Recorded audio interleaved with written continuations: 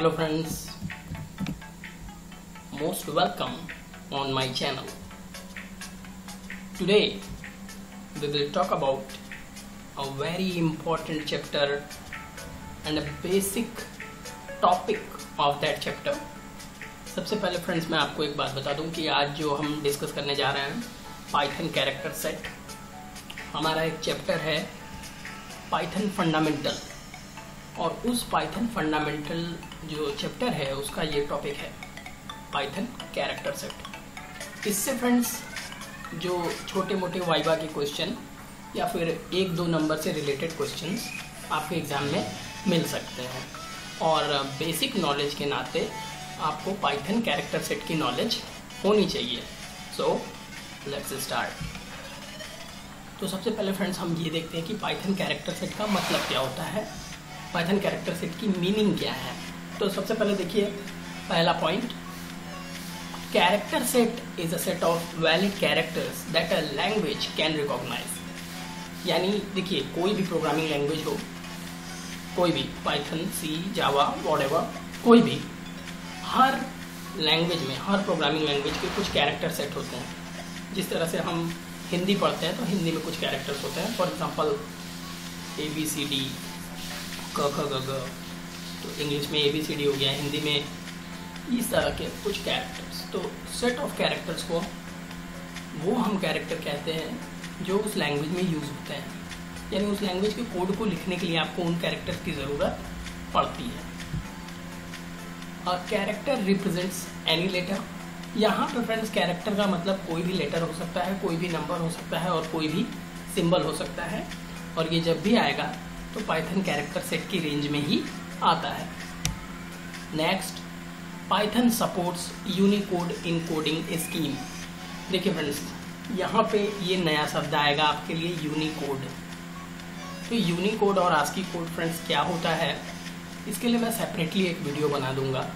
फिलहाल आप बस इतना याद रखना आस्की कोड और यूनिकोड में क्या समानता है।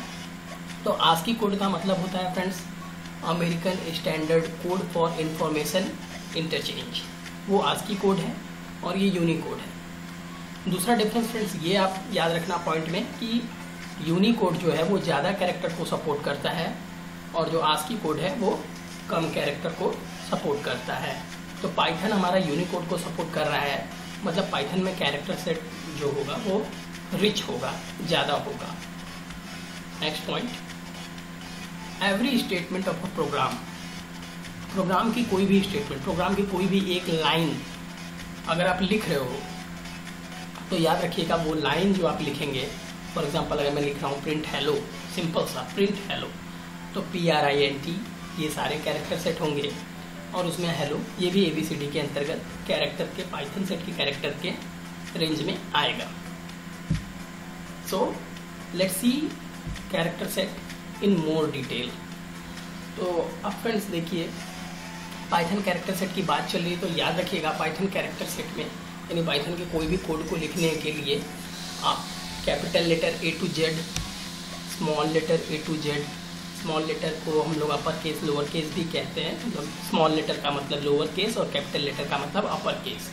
यानी पाइथन की जो कोडिंग होगी उसमें कुछ वर्ड्स हैं, जैसे प्रिंट है, जैसे हमें हेलो वर्ल्ड प्रिंट कराना है तो हेलो वर्ल्ड हम कैपिटल भी लिख सकते हैं, स्मॉल भी लिख सकते हैं, लेकिन यूज़ तो A to Z ही करेंगे ना friends.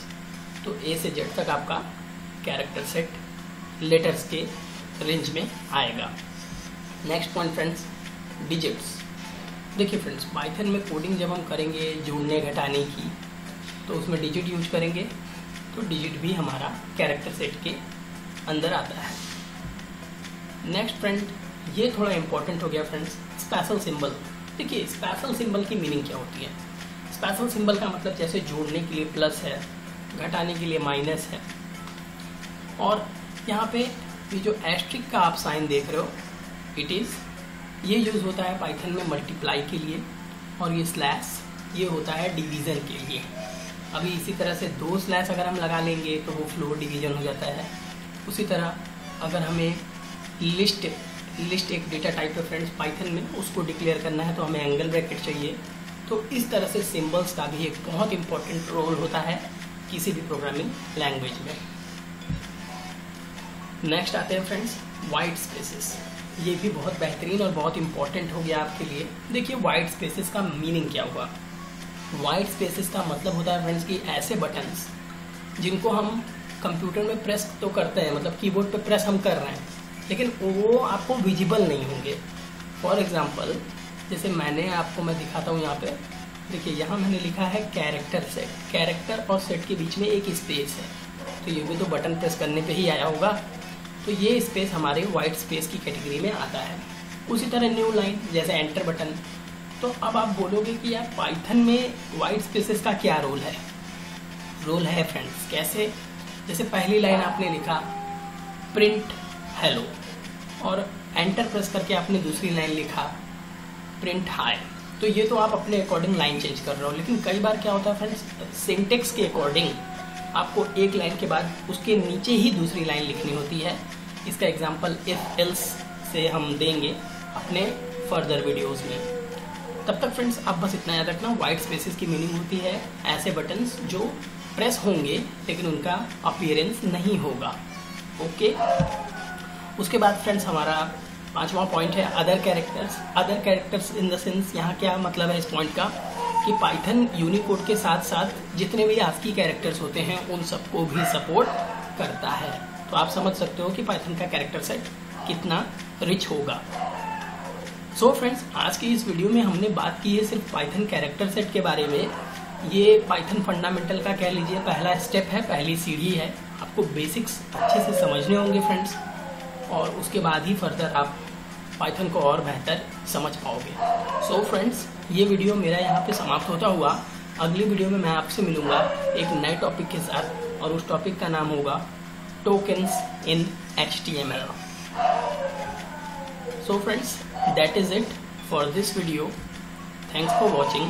Have a great day. We will meet in our next video with the concept of tokens. Till then, goodbye.